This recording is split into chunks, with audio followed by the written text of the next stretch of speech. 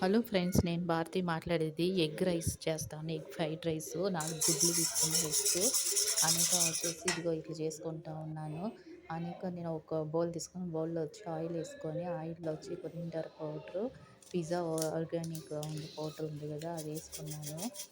కొంచెం అయితే చాలు, ఫ్లేవర్ వచ్చేకి బాగా టేస్టీగా కూడా ఉంటుంది ఇది. తర్వాత నేను వచ్చేసి ఇప్పుడు మిరియాల పౌడర్ కదా, అది ఒక హాఫ్ స్పూన్ వేసుకున్నాను. ఇంట్లోనే ఏముందో తయారు చేసుకుంటే బాగుంటుంది. కారం హాఫ్ స్పూన్ తీసుకున్నాను. కొంచెం కారంగానే ఉంటుంది, అందుకని హాఫే. కొంచెం పసుపు వేసుకున్నాను.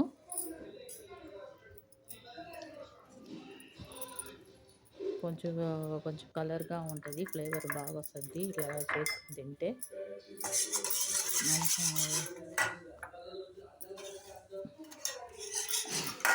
ఒక ప్యాన్ పెట్టుకున్నాను, ప్యాన్లో ఆయిల్ వేసుకున్నాను. లైక్ చేయండి, కమెంట్ చేయండి, షేర్ చేయండి ఫ్రెండ్స్. జీలకర్ర ఆవాలు వేసుకున్నాను. తరిగి పెట్టుకున్నామే ఆనియన్ అది వేసుకున్నాను స్పైసీగా.